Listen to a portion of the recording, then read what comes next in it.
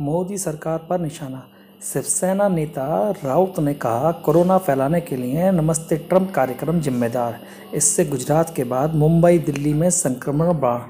महाराष्ट्र में राष्ट्रपति शासन लगाए जाने की मांग पर संजय राउत ने कहा, संक्रमण से लड़ने में विफलता अगर आधार है तो राष्ट्रपति शासन अन्य राज्यों में भी लगाया जाए।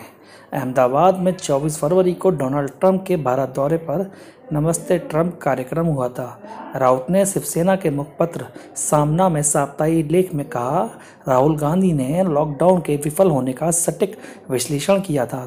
शिवसेना नेता संजय राउत ने देश के महानगरों में कोरोना वायरस फैलने के लिए नमस्ते ट्रंप कार्यक्रम को जिम्मेदार बताया। उन्होंने कहा कि अमेरिका राष्ट्रपति डोनाल्ड ट्रंप के स्वागत में गुजरात में हुए इस कार्यक्रम के कारण संक्रमण बाद में मुंबई दिल्ली में फैला। ट्रंप और प्रधानमंत्री नरेंद्र मोदी ने 24 फरवरी को अहमदाबाद में एक रोड शो किया।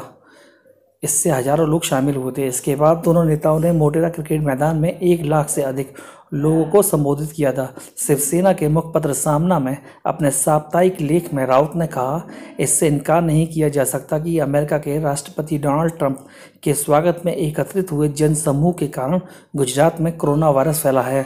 ट्रंप के साथ ही आई टीम कुछ सदस्य मुंबई दिल्ली भी गए। इसके कारण संक्रमण फैला।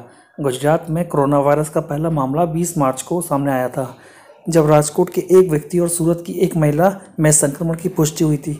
लॉकडाउन बिना योजना के, अब इसे हटाने की जिम्मेदारी राज्यों पर डाली। उन्होंने कहा, लॉकडाउन बिना किसी योजना के लागू किया गया, लेकिन अब इसे हटाने की जिम्मेदारी राज्यों पर छोड़ दी गई। इस अनिश्चितता से संकट और बढ़ेगा। ये अराजकता और इस संकट को बढ़ाने का ही काम करेगी। राउत ने कहा कि कांग्रेस नेता राहुल गांधी ने लॉकडाउन के विफल होने का सटीक विश्लेषण किया था। राउत ने कहा, यह आश्चर्यजनक है कि कोरोना वायरस मामलों में बढ़ोतरी के लिए महाराष्ट्र में राष्ट्रपति शासन लगाने की मांग कर कुछ लोग राजनीति चमका रहे हैं। अगर राष्ट्रपति शासन लगाने के लिए संक्रमण से निपटने में विफलता आधार है तो इसे 17 अन्य राज्यों में भी लगाया जाना चाहिए। इसमें भाजपा शासित राज्य भी शामिल हैं।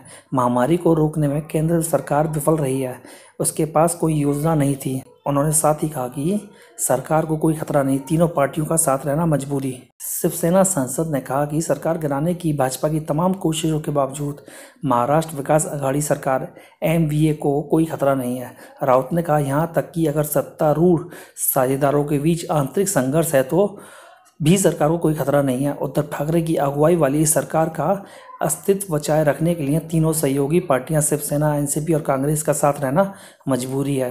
शिवसेना नेता ने कहा, देवेंद्र फडणवीस की अगुवाई वाली भाजपा और शिवसेना की सरकार थी।